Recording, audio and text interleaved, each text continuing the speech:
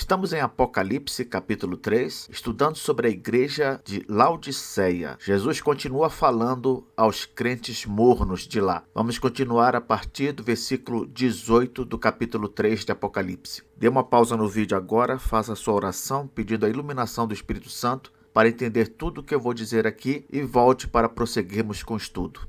Se você gosta de assistir aos vídeos do canal, por favor, inscreva-se e deixe o seu gostei. Vamos lá, versículo 18. Aconselho-te que de mim compres ouro refinado pelo fogo para te enriqueceres, vestiduras brancas para te vestires, a fim de que não seja manifesta a vergonha da tua nudez, e colírio para ungires os olhos, a fim de que vejas. Jesus aqui apresenta uma solução para aqueles crentes mornos. Afinal de contas, Jesus tem um compromisso com os seus. Nós até podemos errar, mas Cristo não desiste de nós. Ele tenta nos corrigir e faz o que for necessário para isso. Então, qual é a solução de Jesus? A solução é a seguinte: aconselho-te que de mim compres ouro refinado pelo fogo para te enriqueceres. Ele aconselha aqueles crentes mornos, aqueles que não estavam agindo como crentes de verdade, a comprar dele, de Jesus, ouro refinado pelo fogo, isto é, aquele ouro que é purificado pelo fogo, ouro puro, de verdade, não ouro falso. Ele os aconselha a comprarem dele esse ouro verdadeiro, puro, para ficarem ricos. É óbvio que Jesus não está falando aqui do ouro material, o ouro que nós conhecemos deste mundo. É como se ele estivesse usando a palavra ouro para se referir à verdadeira riqueza, que é a riqueza espiritual. Com respeito a bens materiais, nós já vimos que eles estavam muito bem. Tinham de tudo materialmente falando, mas o ouro que eles possuíam não valia nada em termos espirituais, em termos de vida eterna. Não, Jesus tem um verdadeiro ouro, a verdadeira riqueza para vender. Mas a questão é a seguinte: se esse ouro que Jesus oferece não é o ouro material, o ouro deste mundo, como é então que os mornos de Laodiceia iriam comprar tal ouro? Como eles fariam isso? Como se compra uma riqueza espiritual que só Cristo pode oferecer? Com que dinheiro eles iriam adquirir esse ouro que Jesus estava vendendo? O dinheiro deles, com certeza, não poderia ser trocado por tal riqueza. E aí que vem a graça de Deus se revelando sobre a vida daqueles crentes mornos. Aquilo que Jesus tem para nos vender não pode ser comprado com dinheiro. Por quê? Porque, na verdade, o que Jesus oferece, ele oferece pela graça. É uma coisa que ele dá. Basta que confiemos nele, creiamos nele como Salvador, e todas as riquezas espirituais de que precisamos, ele nos dará. Veja o que diz Isaías 55, versículo 1. Todos vós, os que tendes sede, vinde às águas, e vós, os que não tendes dinheiro, vinde, comprai e comei. Sim, vinde e comprai, sem dinheiro e sem preço, vinho e leite. Note que nessa linguagem poética, o que é que Isaías nos transmite? Nos transmite que as bênçãos de Deus, elas são compradas sem dinheiro. É uma forma de dizer que, na verdade, elas não são compradas. Não são compradas. Creia em Jesus, confie em Jesus, coloque a sua vida nas mãos dele, e tudo que for preciso para a sua vida espiritual, você vai conseguir nele, sem dinheiro, sem qualquer riqueza. Não, basta crer em Jesus. Então nós aprendemos aqui duas coisas. Primeiro, quer resolver o problema? A solução que Jesus dá aqui não é só para os crentes mornos de Laodiceia, é para todo tipo de crente. Quer resolver o problema? É Jesus quem tem tudo de que precisamos. Não são as religiões, mas Jesus. Segundo lugar, Cristo tem bênçãos, soluções, mas estas bênçãos não se compram, não se compram. Enquanto algumas igrejas insistem em ensinar e pregar que você tem de dar alguma coisa para obter a bênção de Cristo, tem de dar o dízimo, tem de dar oferta, tem de dar isso e aquilo. Não, as bênçãos de Cristo são compradas sem dinheiro. Entende? A linguagem aqui é uma linguagem poética e tem um certo tom de ironia. São compradas sem dinheiro, por quê? Porque na verdade elas são dadas. Elas são adquiridas pela fé, pela confiança nele. Quem vai por esse caminho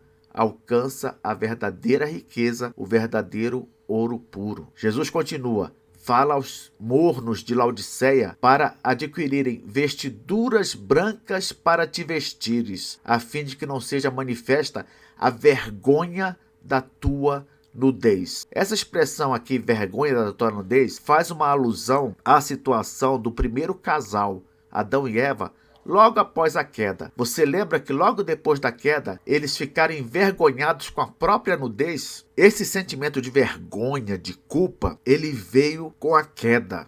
Por quê? Porque eles tomaram consciência do próprio pecado deles. Sentiram a culpa por terem comido do fruto. Ficaram envergonhados diante de Deus, que andava com eles todos os dias, na viração do dia, lá no jardim do Éden. Quando Jesus fala aqui para os crentes mornos de Laodiceia adquirirem vestiduras brancas para se vestirem, é porque eles estavam naquela situação ali de mornidão, como que sujos, maculados diante de Cristo. Então Cristo fala para eles: usem roupas brancas. A brancura aqui remete à santidade, à pureza, para que esconda esse pecado de vocês, essa vida morna, de crente morno que vocês têm. Só Jesus pode fornecer as vestiduras brancas da justificação pela fé. São essas vestes brancas que cobrem a nudez, ou seja, o pecado que vive nos separando da comunhão com Cristo. O interessante aqui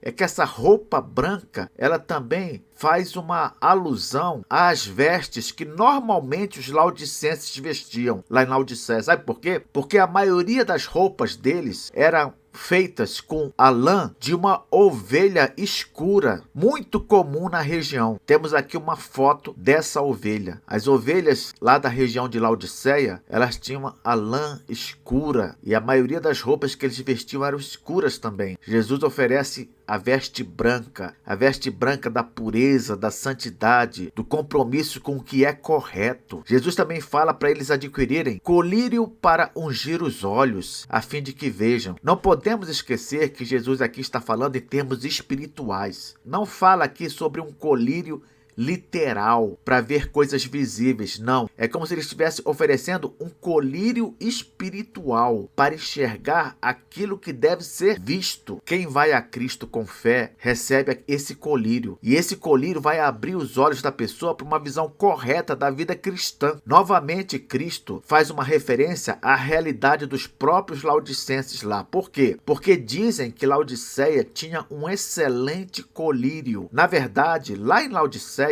havia uma escola de medicina que ficou famosa por produzir colírios que conseguiam amenizar inflamações nos olhos, problema nas vistas, coisa desse tipo. Então Jesus, mais uma vez, aponta para a realidade deles lá e transmite um ensino espiritual. Então é como se ele dissesse: sabe esse colírio que vocês ficaram famosos aí? Esse colírio que todo mundo conhece, que vocês têm aí? Pois bem, eu também tenho um colírio para vender para vocês sem preço e sem dinheiro. Esse colírio vai fazer vocês enxergarem as coisas como elas são, e assim possam ver o que é certo e o que é errado. No versículo 19, nós temos aqui uma palavra surpreendente de Cristo.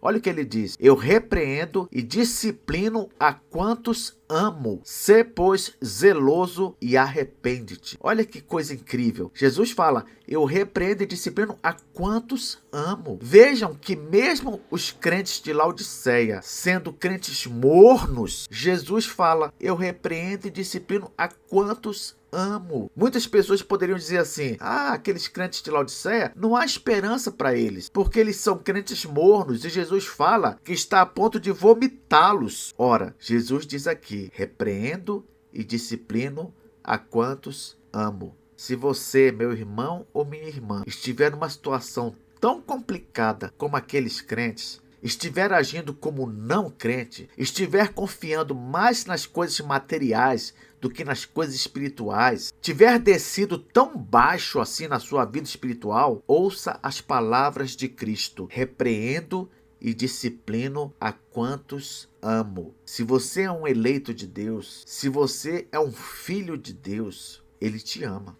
Ele te ama. Não importa se você chegou tão baixo assim na sua vida espiritual, há esperança para você. Davi, a Bíblia diz que ele era um homem segundo o coração de Deus, mas esse mesmo Davi, ele adulterou com Batseba, deu um jeito de matar o marido da mulher. Eu pergunto, isso foi coisa de crente? Não, era um crente agindo como não crente. Veja que até o homem segundo o coração de Deus desceu desse jeito, se rebaixou a esse ponto. Mas Deus, como ele disciplina aqueles que ele ama, o que ele fez? Mandou o profeta lá até Davi, repreender o rei e colocou sobre Davi uma disciplina. Jesus, ele não abandona os seus. Professor, então o que eu preciso fazer se eu estiver nessa situação, numa situação semelhante ao dos crentes mornos de Laodiceia? Ora, Jesus diz aqui o que você deve fazer. Ele fala: sê, pois, zeloso e arrepende-te. O crente, ele pode escapar da morte eterna, do inferno, mas ele não escapa da disciplina de Deus, se ele agir como não crente. Na verdade, ele até poderia escapar também da disciplina de Deus. Como? Se ele fosse zeloso e se arrependesse continuamente das coisas erradas que faz. A única maneira de conseguir usufruir da misericórdia de Deus nesse caso é você se arrepender desses pecados e procurar não praticá-los mais. Eu não vou esconder de você que, dependendo do pecado, as consequências vão vir de qualquer jeito. Eu não vou esconder isso de você. Pode acontecer. Mas Deus, ele leva em conta um coração contrito, um coração arrependido, uma pessoa que se humilha diante dele. No Salmo 51, versículo 17 diz: sacrifícios agradáveis a Deus são o espírito quebrantado, coração compungido e contrito, não o desprezarás, ó Deus. Deus te ama, ele tem um plano na tua vida. Se você pisar na bola, se você trair a confiança dele, ainda assim ele não vai te abandonar. Porém, com certeza disciplinará, repreenderá, punirá, castigará. Isso é um fato. Então, meu irmão, minha irmã, se arrependa de seus pecados, confesse-os a Deus, conserte a sua vida e volte ao caminho certo. Deixe de ser morno e seja um crente como Deus quer. Nos veremos na próxima aula.